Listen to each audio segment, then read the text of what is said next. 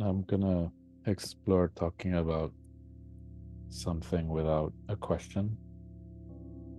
And we'll see, it might be very brief, it might be a little longer, and then I'll open to questions. A bit of an experiment. I've never had the impulse or urge to do that. I was feeling it the last few times. Bit of an exploration.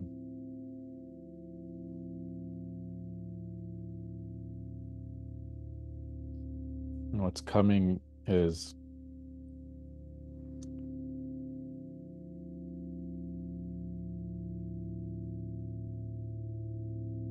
the sense that a lot of the struggle, the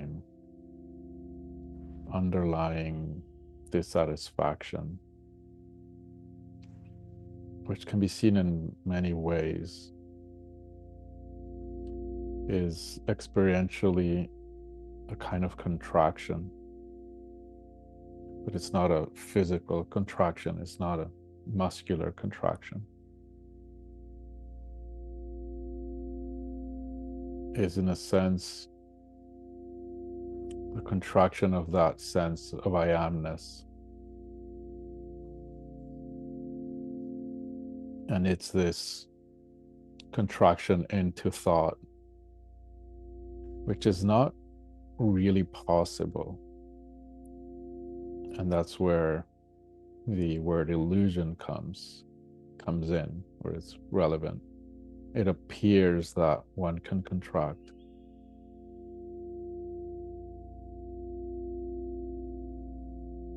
And it appears that one can, in a sense, push the world out and contract into thought. And because this is not really possible, it's a constant efforting. It's a constant attempt at preserving an illusion of something that, in a deep sense, we know is not true. We know the reality in the deepest sense. We know it because we are that, and we've been fully immersed in that when we were born, when there wasn't this ability of creating that separation.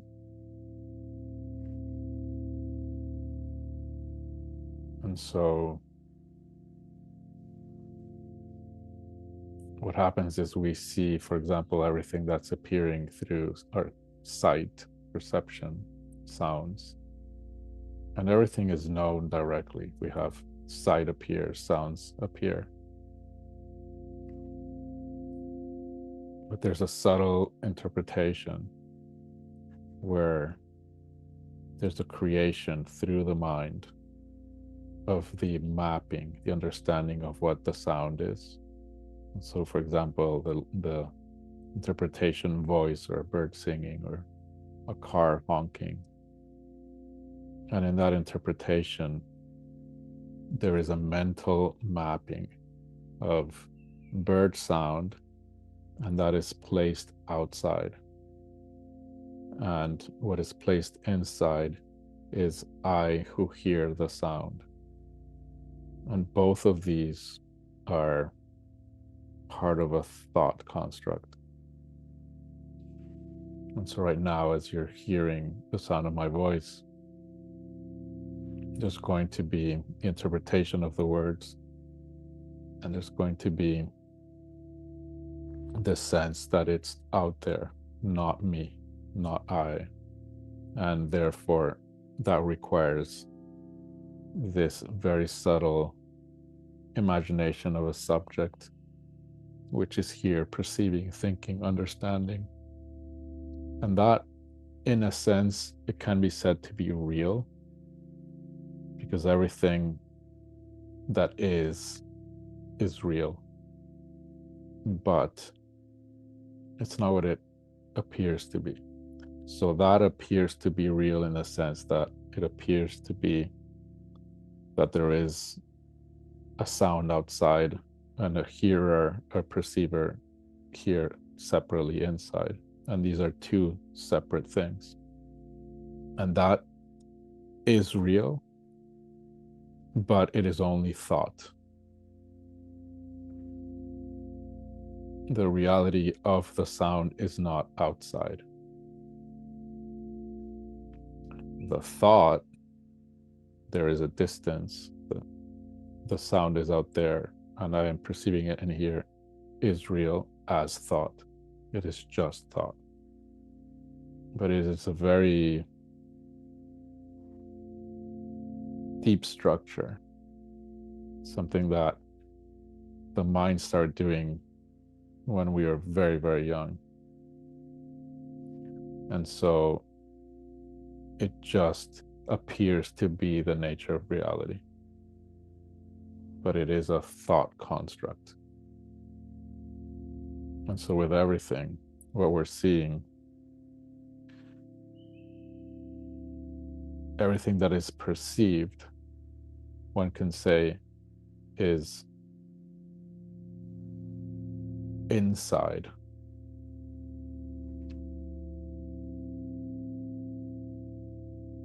But then the mental interpretation is, I see that and it's over there, and I am the perceiver seeing this from in here. I am that one seeing from here, and that is over there. And that is only a thought.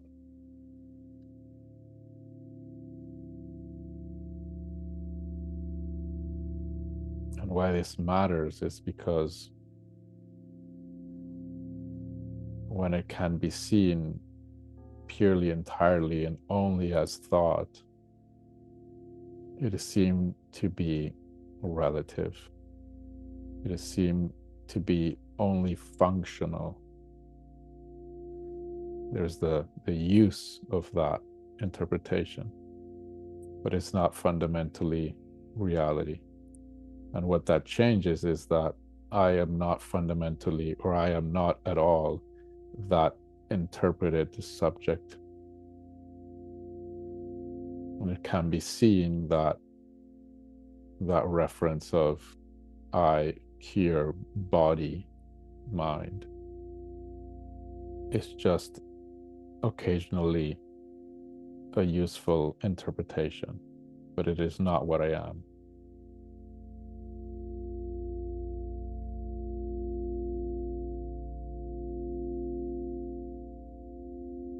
And so at the root, that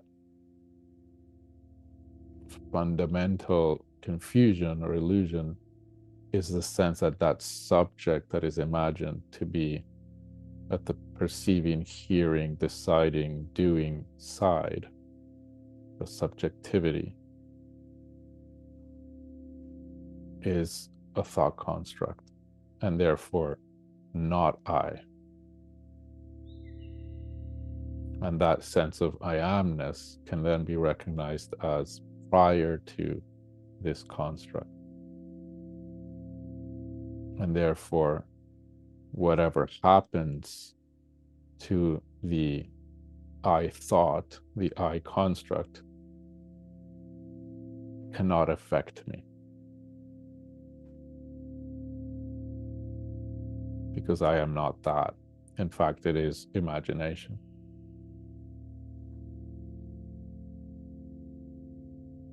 It is just a useful, occasionally useful function. But it cannot be threatened because it's not what I am. In fact, the body can be threatened more because it can be damaged.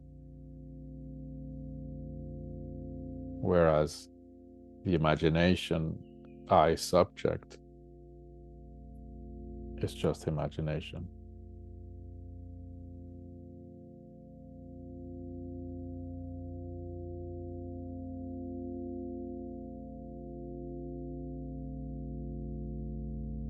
And it matters that at the level of functioning, the way we imagine that subject, the way we interpret, is accurate, or as best as an interpretation as possible. The best an interpretation of what things are in the world and what things are in this body mind, for that functioning to be more and more free, loving, wise, and joyful. But the core of the dysfunction comes from the fear that arises fundamentally when I believe to be that and only that. And then I am protecting something that is imagination. And therefore needing a whole lot of thoughts and beliefs and illusions to avoid thoughts and experiences that are imagined that could threaten that imagined self.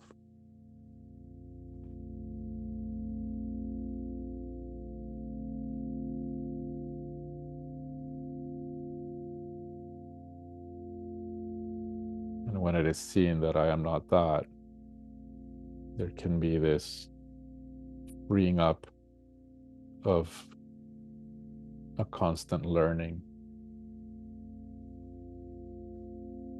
where there is no longer, or very little comparatively, the friction of that fear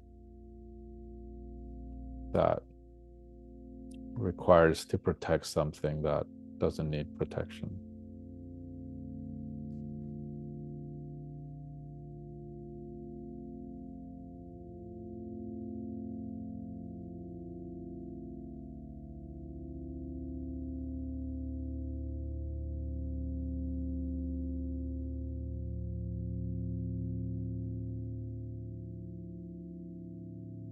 And the key to this is really to look at that constant construct in thought and notice that as it's being seen, as you catch it as an appearance, an object of thought, then I cannot be that.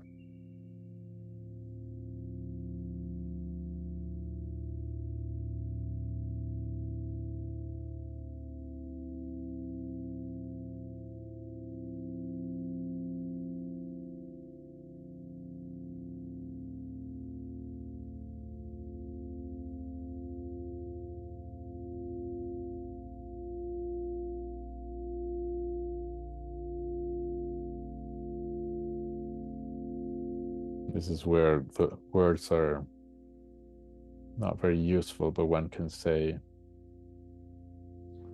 for the mind to grasp the seeming paradox, one can say everything is I, everything is not I simultaneously, and also not I.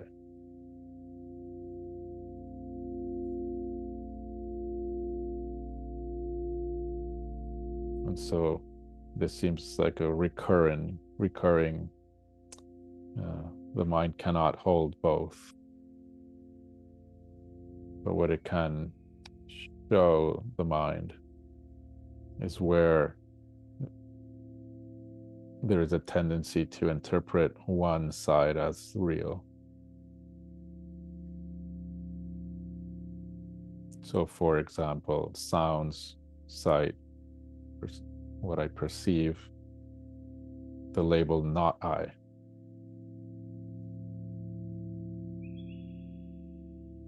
That becomes a reality, an interpretation of not something that is interpretation. That interpretation becomes reality. It's assumed to be real.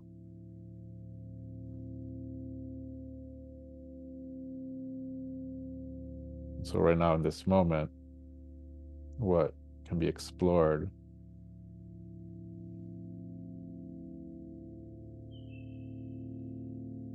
is anything that's being perceived, what's being seen. Look at the sense of that being not I, being outside, the world outside.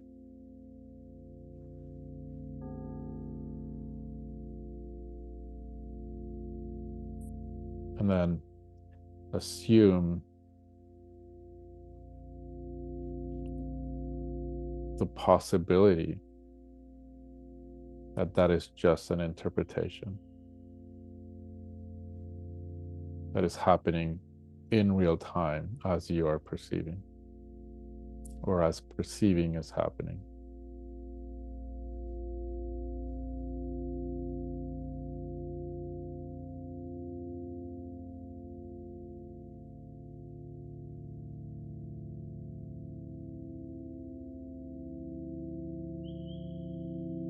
And you can even explore the opposite interpretation and see how that can create some kind of friction in the mental interpretation system. What if that which is being perceived is included, is embraced in that I am sense, where the I am sense isn't contracted and collapsed into sensations of the body and thoughts.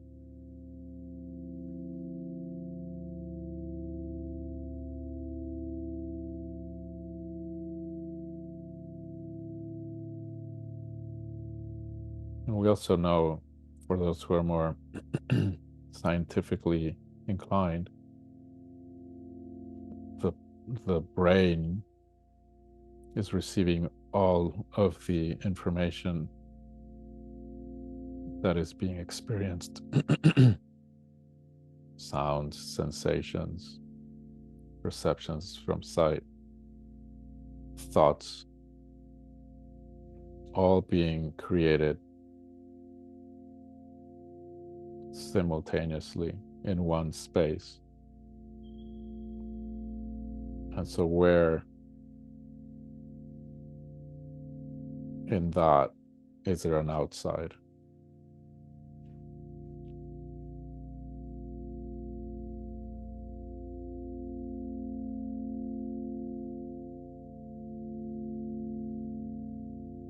It is a interpretation after the fact.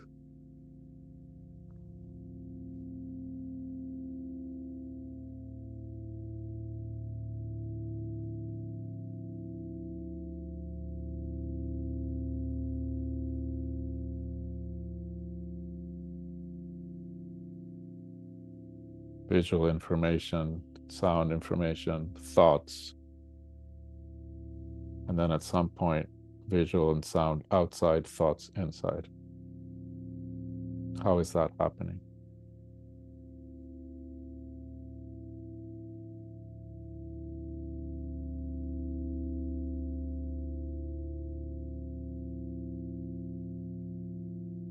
Why not thoughts also outside, perceptions inside, reversed?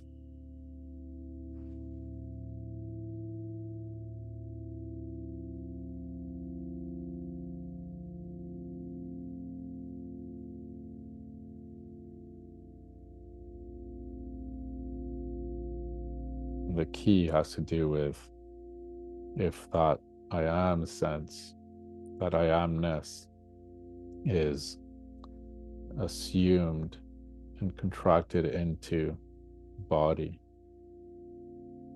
sensations, and the imagination and thought, then in that interpretation, everything else can be outside. Not I am, not I.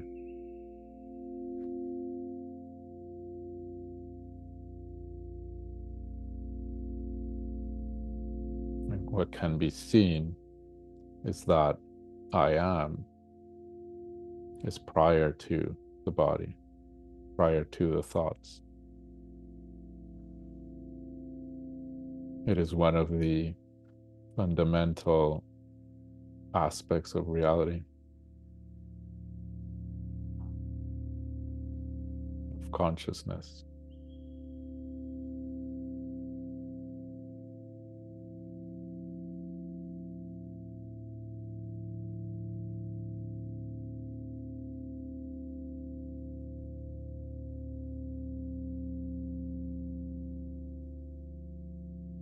And the body appears. The body is here. The mind is here.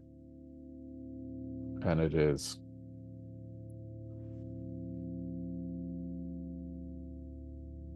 an accurate interpretation, functional interpretation, useful to work with.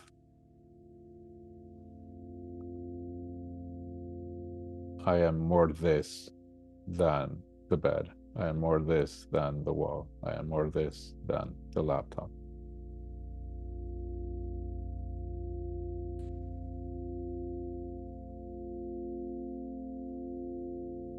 As an interpretation, knowingly an interpretation.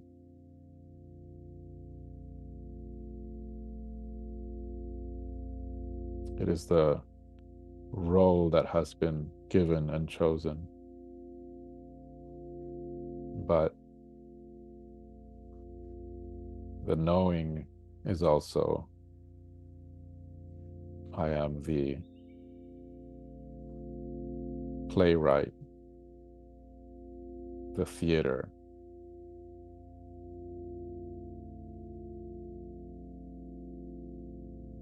But right now, this is the role. And it is a gift and a privilege and a miracle.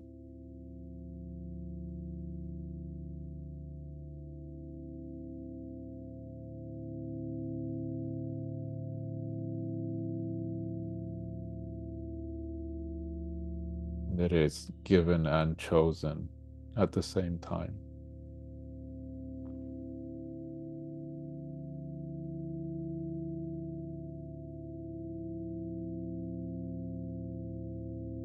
And in that there is freedom.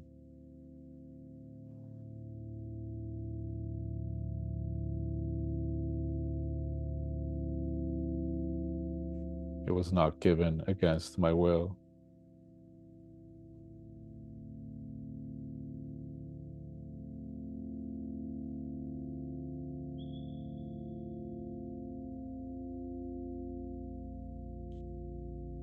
No condition in life has been imposed on me against my will.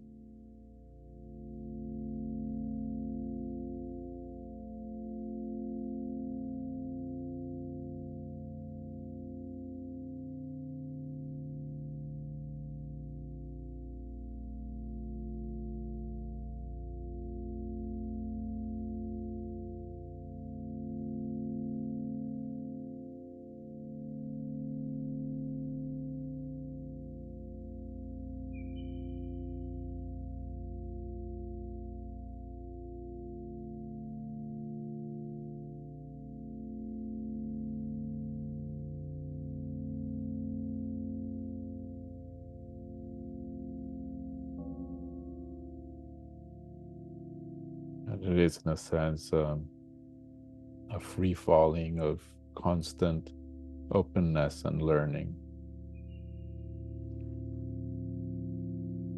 and a constant joyful confusion.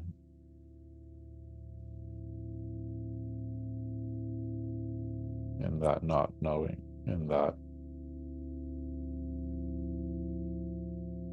knowing that everything is just interpretation.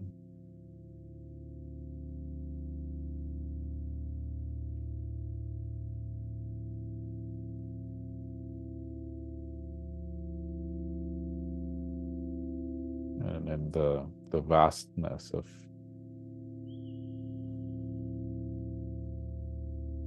when all is seen as interpretation, everything becomes infinite, vast.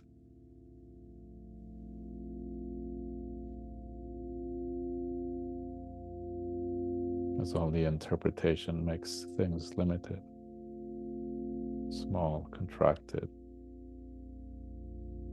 with beginnings and ends.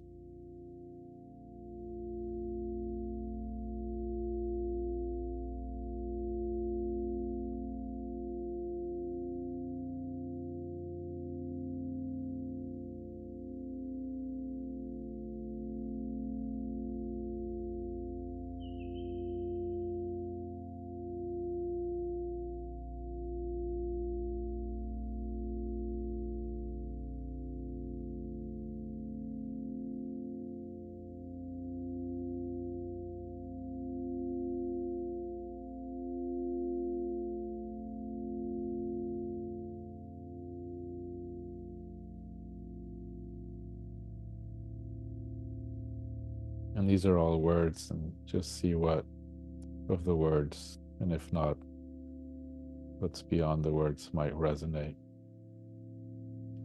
And what resonates,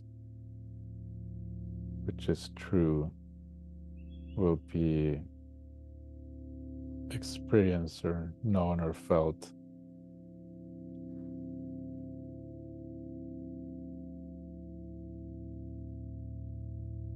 In some sense with expansiveness or lightness, even if at times maybe a bit scary or shocking.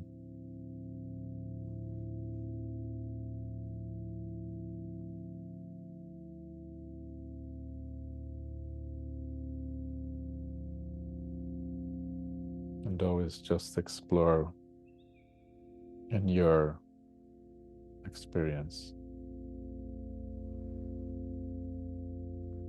Nothing said as absolute truth, just as an invitation to explore in your experience.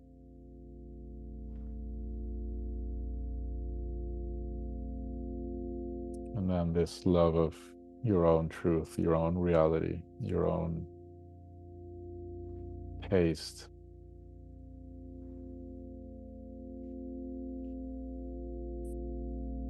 will be the doorway.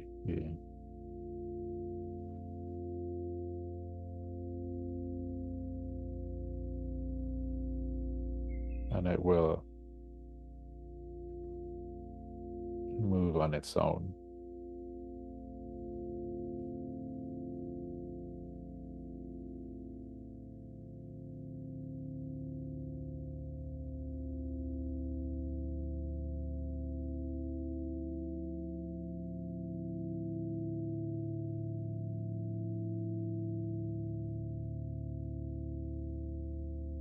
It's the love of love itself, until the love of it recognizes itself as love. Always here. Reality searching for reality.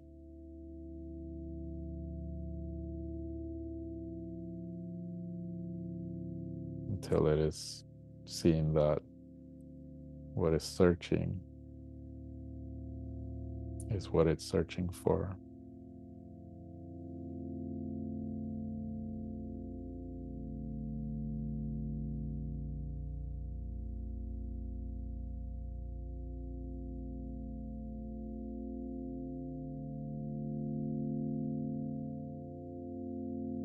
Well, I have that.